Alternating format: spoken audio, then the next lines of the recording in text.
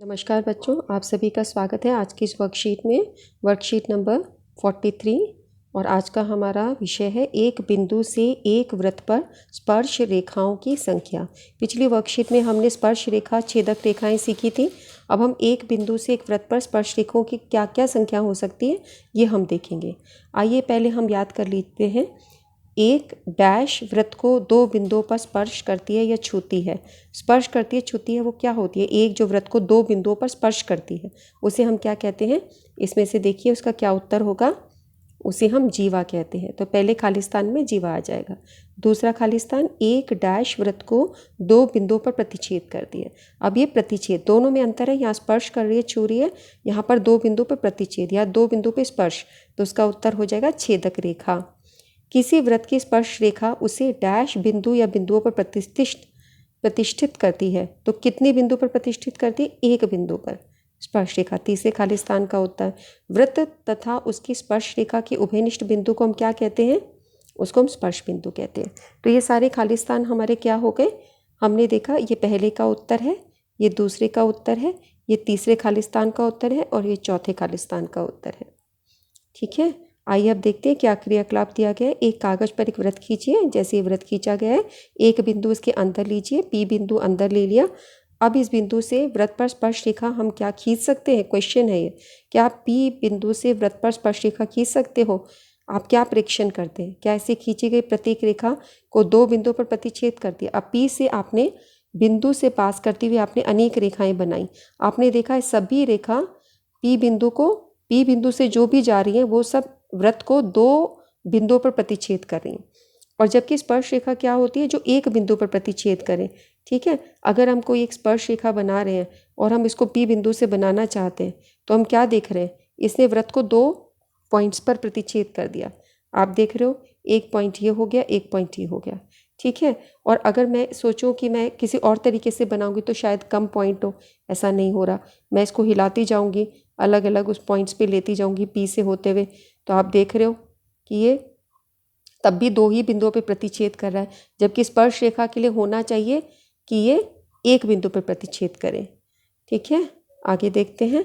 सो हमने ये देखा कि कागज़ का जो वृत्त किया और उसके हमने अंदर जब पी बिंदु लिया तो हम स्पर्श रेखा दो बिंदुओं पर प्रतिच्छेद कर रही है। ये संभव ही नहीं है कि वृत्त के अंदर कोई बिंदु पर स्पर्श रेखा खींची जा सके। अर्थात वृत्त के अंदर कोई बिंदु अगर स्थित है तो उस पर कोई स्पर्श रेखा नहीं बन सकती। जैसे हमने यहाँ देखा, यहाँ पे कोई स्पर्श रेखा नहीं बन सकती क्योंकि बिंदु अंदर है।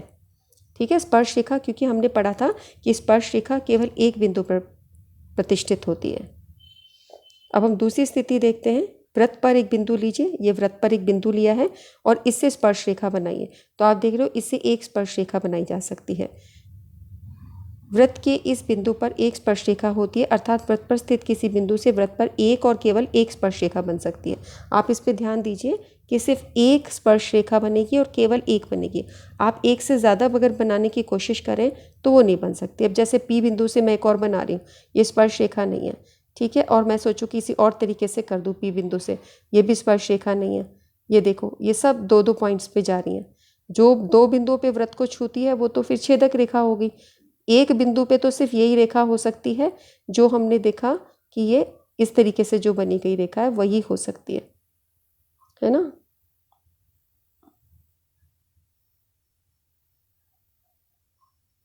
ये सिर्फ इसी तरीके से बन सकती है और ये आप एक ही रेखा हो गई। इसको हम क्या बोलते हैं? स्पर्श रेखा। तो बिंदु पी से केवल एक और केवल एक ही स्पर्श रेखा बन सकती है। ठीक है, दो चीज़ें आपको ध्यान हो गई। अब तीसरा क्रियाकलाप देखिए। यहाँ पर हमने बिंदु पी लिया बाहर, वृत्त के बाहर बिंदु पी लिया और बिंदु से स्पर्श रेखा खींचने की कोशिश की तो हमने देखा दो स्पर्श रेखाएं बन गई हैं। जो वृत्त को यहाँ पर क्यू बिंदु पे कर रही है, ये वृत्त को आर बिंदु पे स्पर्श कर रही है। तो वृत्त पर दो और केवल दो स्पर्श रेखाएं बन सकती हैं अगर बाहर कोई बिंदु हो। ठीक है, दो और केवल दो स्पर्श रेखाएं। यहाँ क्यू और आर स्पर्श रेखाओं के स्पर्श बिंदु है। ये स्पर्श बिंदु है क्योंकि जहाँ पे स्पर्श रेखा और वृत्त मिलता है उस बिंदु को हम स्पर्श बिंदु कहते हैं। तो यहाँ पे इस बिंदु पे हमारा वृत्त और स्पर्श रेखा मिल रही है। एक खास बात आप और समझ सकते हो इनकी लंबाई के विषय में। स्पर्श रेखा की लंबाई होती है, जैसे बाहरी बिंदु से आपने स्पर्श रेखा की लंबाई नापनी हो तो पी से वृत्त पर स्पर्श रेखा की लंबाई है पी क्यू। यहाँ से लेके क्यू तक ही आपको देखना है, आगे तक नहीं देखना है, सिर्फ क्यू बिंदु तक जितनी लंबाई है वो उसकी स्पर्शरेखा की लंबाई मानी जाएगी। आप आर तक जो लेंगे वो पी आर स्पर्शरेखा की लंबाई होगी। आप इसको चाहे आगे कितना ही बढ़ा लो, ये लंबाई में नहीं होगा। स्पर्श बिंदु तक और बाहरी बिंदु यहाँ तक की रेखा ली जाती है। और आप देखते हैं कि हमेशा जब भी हम अलग अलग स्थितियों में ऐसा वृत्त बनाएंगे, बाहरी बिंदु से कोई स्पर्श रेखाएं बनाएंगे, हमेशा ये जो स्पर्श रेखा की लंबाई होगी ये बराबर होगी। पी क्यू और पी आर हमेशा बराबर होगा। ये आपकी एक थ्योरम भी है जो अब आगे आने वाली वर्कशीट्स में करोगे। पी क्यू पी आर हमेशा बराबर होता है। इस रिजल्ट को आपने याद रखना है क्योंकि इस पे आधारित अनेक प्रश्न आपने आगे करने हैं। अब देख रहे हो आप ही कि हमने अलग अलग स्थितियाँ ली। बिंदु पी अगर अंदर था तो इसके अंदर कोई स्पर्श रेखा नहीं बन सकती, लेकिन बिंदु पी अगर हम बाहर रखते हैं तो हमारी स्पर्श रेखा एक बिंदु पे किसी पे बन सकती है। अगर हमने बी बिंदु यहाँ कर लिया तो अंदर कोई रेखा संभव नहीं। हम अंदर के पॉइंट को हटा दें तो यहाँ पर आपका पी बिंदु हो गया तो एक स्पर्श रेखा हो गई। और जब हमने बाहर बिंदु ले लिया तो दो स्पर्श रेखाएं हो गई हैं। पी क्यू और पी आर दोनों बराबर हैं। हम अंदर स्पर्श रेखा बनाने की कोशिश करते हैं अंदर वाले पॉइंट से, तो ये स्पर्श रेखा है ही नहीं क्योंकि ये दो भिन्न भिन्न बिंदुओं पर वृत्त को प्रतिच्छेद कर रही है, तो इसको हम छेदक रेखा कहते हैं। ठीक है, अब आपको उत्तर देना है। उत्तर दीजिए इन प्रश्नों का। बिंदु से वृत्त पर खींची गई स्पर्श रेखा की लंबाई क्या होती है? कि बिंदु से वृत्त पर खींची गई स्पर्श रेखा की लंबाई बराबर होती है। किसी भी बिंदु से हमने स्पर्श रेखा भी हमने देखा था यहाँ पे, ये बराबर हो रही थी लंबाई। ठीक है, अगला है वृत्त के बाहर किसी बिंदु से स्थित वृत्त पर केवल दो स्पर्श रेखाएं बन सकती हैं। दो स्पर्श रेखाएं बन सकती है। बाहर से हमने देखा था दो स्पर्श रेखाएं। वृत्त के अंदर स्थित किसी बिंदु से, अगर वृत्त के अंदर कोई बिंदु है तो वृत्त पर कोई स्पर्श रेखा नहीं बन सकती, अंदर से कोई बिंदु नहीं बन सकती। हमें इसको फिर से एक बार रिवाइज कर लेते हैं। आज की वर्कशीट में बच्चों हमने ये सीखा, वृत्त के अंदर बिंदु पे नो स्पर्श रेखा, कोई भी स्पर्श रेखा नहीं है। सब हम स्पर्श रेखा की लंबाइयों का कर रहे हैं, तो स्पर्श रेखा नहीं। और वृत्त के यहाँ पे बाहर एक बिंदु है, वृत्त पर स्थित है, तो एक स्पर्श रेखा हो गई। ठीक है, और वृत्त से बाहर से हमने कोई बनाया तो दो स्पर्श रेखाएं बनेंगी इस तरीके से, और इनकी लंबाई बराबर होगी। जैसे मैं अब बाहर से बना देती हूँ।